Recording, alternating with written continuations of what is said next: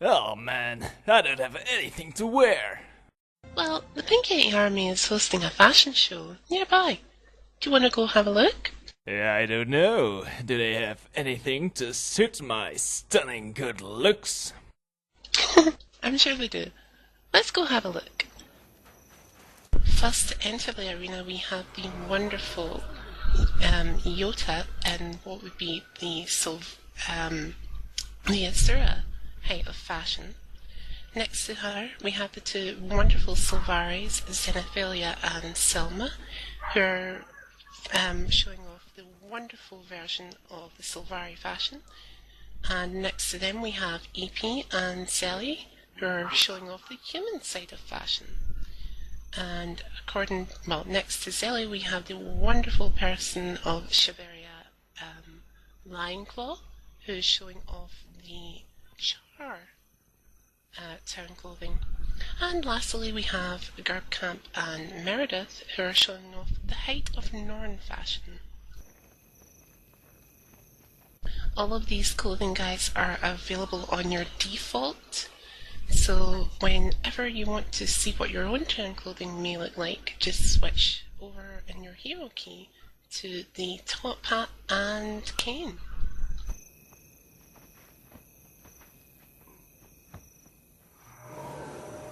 It's worth note to say that your town clothing can be dyed alongside your armour.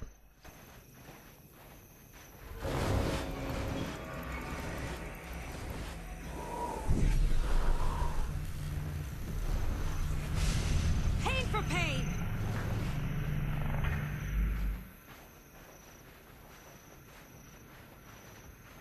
Refreshing. I like my pancakes, and they like me. Indeed they do.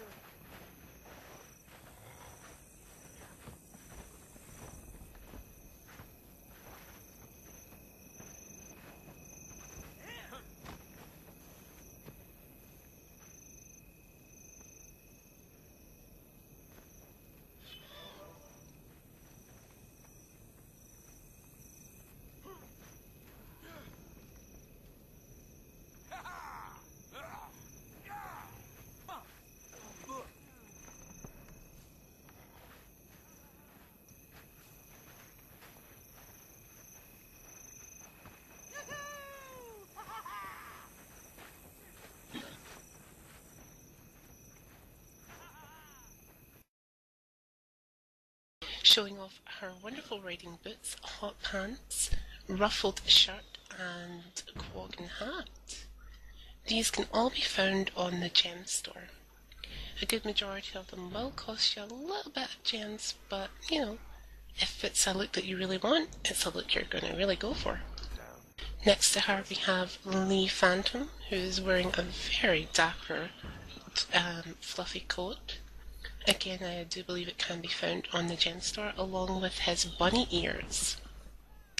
Bringing up the rear we have Meredith LeBlanc, who is again showing off the hot pants, and the witch's hat, which I do believe is a Mad King event.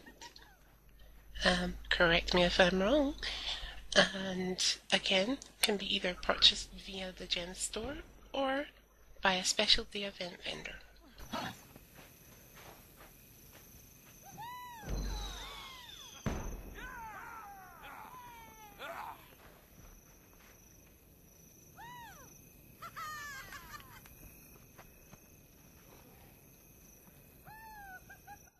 I'd like to thank the specialty event clothing people for their time, and they can now leave the ring.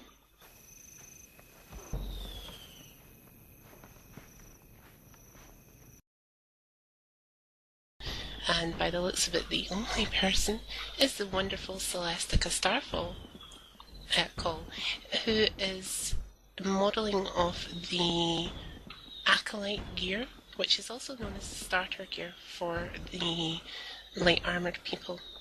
The light armoured people normally consist of your mesmers, which I do believe the wonderful Shiveria is, or your elementalists, which I am myself, or your necromancers.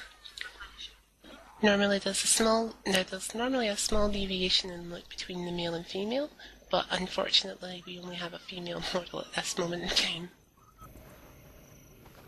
Victory at any cost.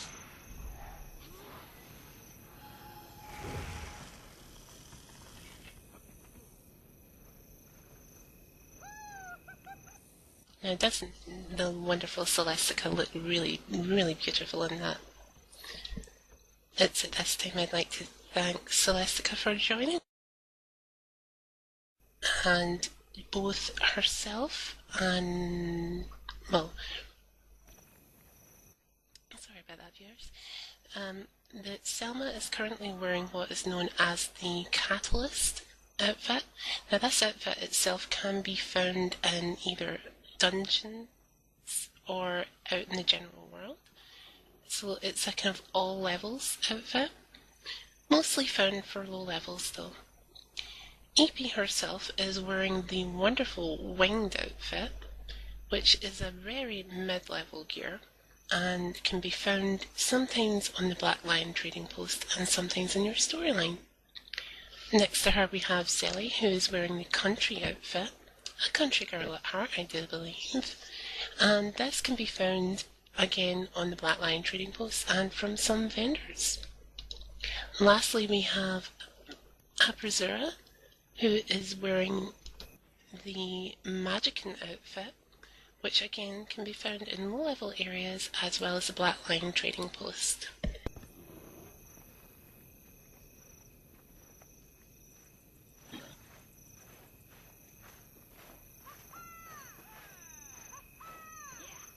Refreshing. And as most of our viewers will soon distinguish, each of these looks has a little bit of a difference to it. For instance, Selma's look has a wonderful bow at the back of her dress, whereas EP could easily be disguised as a fairy. And lastly, I think Abasura has been baking in the kitchen, because she seems to have a little bit of an apron there on her dress. Sorry. You're in the way.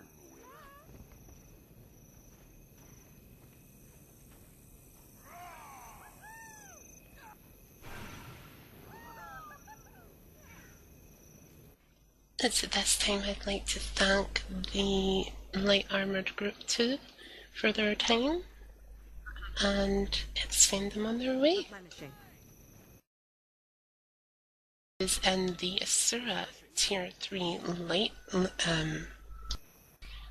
cultural armour, and followed by Zenithalia, who is in the Ara dungeon armour, and then followed closely by Zelly, who is in the masquerade outfit, and then with Celestica, who's in the Kabbalist outfit, and then ending with the wonderful Gerbkamp, who is also in the masquerade outfit. Now, starting with Yota, we have a cultural armour here, which can only be bought by that culture. So if you were hoping to get an armour like that on your character and you were a human, unfortunately you're kind of out of luck. Only the Asuras can buy that. But do not despair, because you can have your own armour set by your own culture. Now, Zenithalia's look is one of a dungeon, which means she has worked tirelessly going through the dungeon multiple times to get the tokens in order to buy that armour. The armour itself can be found here in Lion's Arch, just up the road from where we are. We'll maybe take you there at the end of the show to show off the types of armours that you can get there. These armours can also be found in PvP. Now both Zelly and Gerb are in the masquerade outfit, and here's a chance where the viewers can actually get to see the difference between male and female. Both these armours can be found in the Black Lion trading post, and in a few places around the world itself. Easily found on YouTube, easily found on Google even, and possibly on YouTube if you ask it the right kind of question. Now, again, with the wonderful Celestica Starcall's outfit, that can be found on the Dungeon Armour buying place or on the Black Lion trading post. Again, topped up with a lovely bow. We'd like to thank the light armoured set people, and this is where it's going to get a little confusing, so as soon as yep, thanks for coming guys. I'd like to now involve, so our first light armoured winner is the wonderful Loletta, which is our Locke. And Locke has won the very prestigious set of 20 unidentified dice. Sooner or later we'll have the first set of medium armour coming across the bridge, but if Locke is able to come up and accept his prize, we will send it to him right away.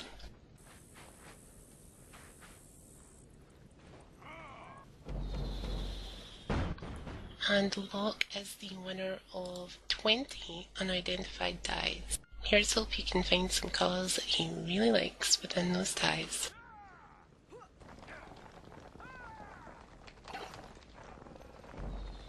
Okay, and on with the show. Light armour, but not as quite as strong as the heavy armour, although it gives you a good bit of protection. The looks here unfortunately don't deviate too much from either being a pirate or not a pirate. But let's see what our models have come up with.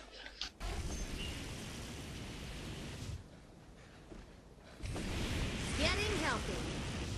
First up we have the wonderful Tesney, and then we have Ipa. Both of these ladies are modelling the starter gear of the medium armour people. Now, as you can see, there's not much of a difference right now. Refreshing. But, as always, with the future older levels comes better looking. So, but that's not to say that this armour is not without its charm.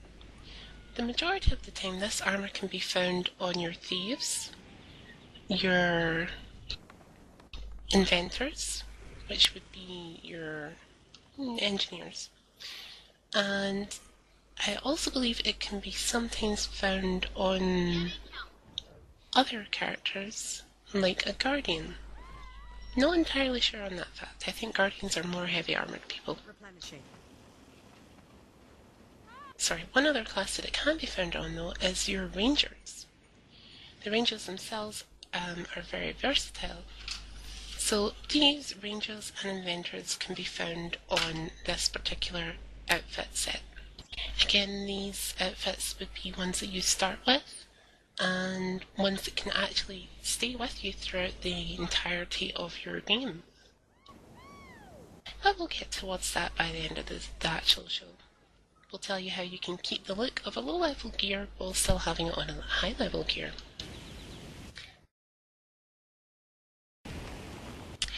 Headed by the wonderful Shiveria, who is modelling the Norn Cultural Armour Tier 1, and then by Ipa, who is modelling the Seeker Armour, and then by Zenwing, who is modelling the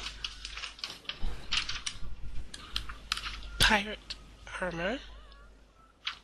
All of these armours, with the exception of Shivs, so Ipas and Zenwings, can be found in the Black Lion trading post, as well as by certain vendors in Teria, whereas Shivs herself, as well with the other cultural armour, can only be bought by the vendors in that particular race's homeland. So, in order to have what Shiv is wearing, you'd have to find your way to Holbrick and look up the cultural armour person responsible for that particular look. One note on the cultural armour: there are 3 tiers to each race, and each race, each time you move up, it's going to cost you that little bit more.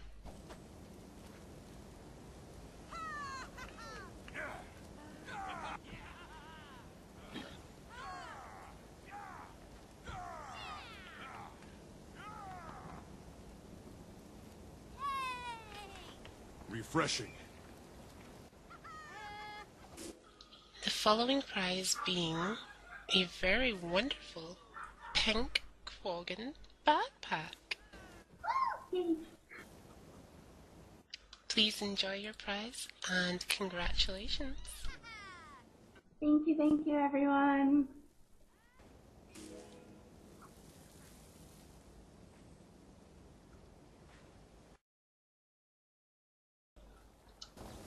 The majority of outfits our wonderful viewers will see today can be found on the Black Lion trading post. Firstly, we have Phantom Lee, who is proudly showing off the Karma armor, which can be found at different Karma vendors around the world. Now, these vendors can sometimes pop up after you've done hearts in the general area. Gervin, next to Tika, is actually wearing the starting level gear, alongside Shiveria Moonrunner, who is also wearing the Karma armor on the female. So you can see the difference between her and Lee. And lastly, we have Tika, who I also believe is wearing the starting level armor gear as well. So there's a little bit of a difference between Tika and Gervin for you. Starting level gear, like I said, can be found on your character to begin with.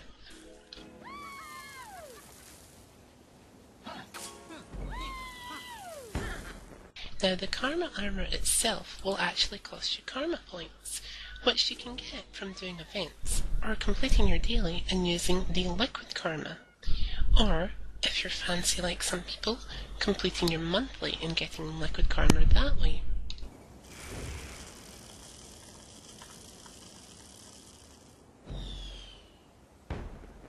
Now, Karma itself is not infinite. Once you've used it, it's gone.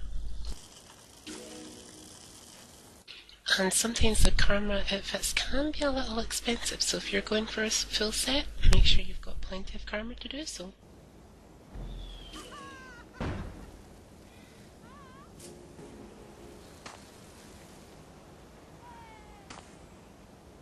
I'd like to thank the first set of the heavy armor people for coming along. Now, this set that's coming in now is the second armor set from Phantom Lee, who's currently wearing the Tier 2 human armor, and from Shiveria Moonrunner, who is currently wearing also, I think, cultural armor, I'm not sure. Unfortunately, she's come up with one that I haven't seen before. Refreshing. So if you guys know, please post it in the comments. It is a very stunning looking outfit, as I might add.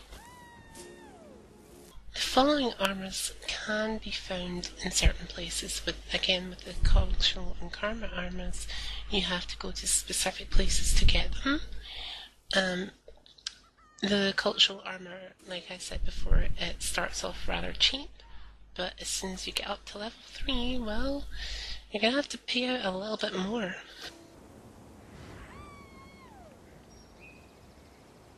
Replenishing. At this time, I'd like to say thank you to the second level for the heavy armor and ask that the last level be ready to go. In the most recent patch, we have the Earthblade heavy armor, which can be found on the gem store. Phantom Lee is now in cultural level 3. Celine Salif is currently wearing her branded armor. Meredith is currently wearing the dragon or fighter heavy armor, and Vlad is currently in the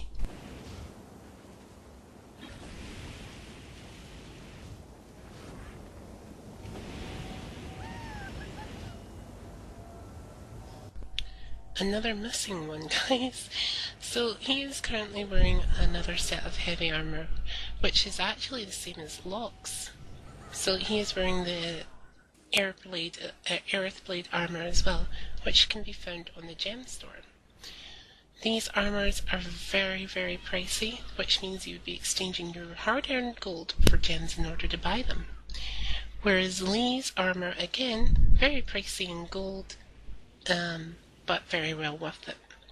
I do believe that Meredith's armor is found on the Black Line trading post as well as Kate's. Both very affordable. Now these armors themselves can be found in very different places, and with both Locke's and Vlad's, you can see a very difference in size and a little bit of a difference in look. I'm always very thankful for ArenaNet giving us this opportunity for new content, because it gives us stuff like new armor. Something that you wouldn't normally see.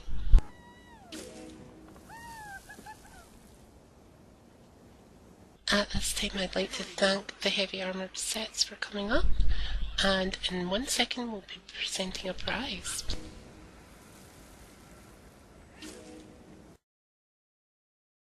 What I believe to be the Pink Yeti Army's very own mascot, the Pink Moa. So congratulations Lee, you are now the proud owner of your very own Pink Moa. And since you guys have been so patient with us, we have a very special treat for you guys now. By Zelly, who is channeling a very classical Go game in terms of The Legend of Zelda's Zelda. Lastly followed by the wonderful Shiveria Moonrunner, who is channeling, I do believe, the very one and only Sailor Moon. Now each of these looks is something very new to Guild Wars indeed. It can be found in various places and is a bit of a mix of fashions itself. So if you do go looking, make sure it's something that you can do very easily or very difficultly. But definitely make sure that you have a picture of the character that you're trying to emulate close at hand, because without it, it can be very difficult. As I come back into the ring. Now these looks are very easy and sometimes very difficult to do. But if, like me, you wish to have an outfit that you're going to use for a certain amount of time, then what you should do is transmute a low-level look, because a low-level look can sometimes go a very, very long way. If any of our Pink Yeti members would like to do a cosplay look, all they need to do is speak to me in-game via a whisper or an email, and I will do what I can to help you.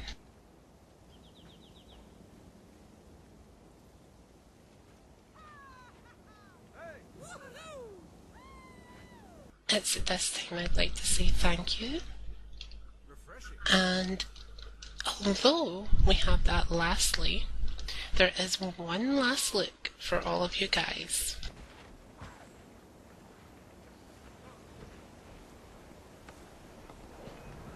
See those dancing girls they got in town? Which ones? Crichton's or the Silvari? Stored. I think you've been on the farm too long.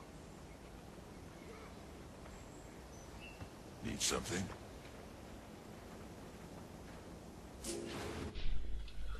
Lastly, guys, we have a very special one for you. We thought after seeing this particular outfit, there would be something very special.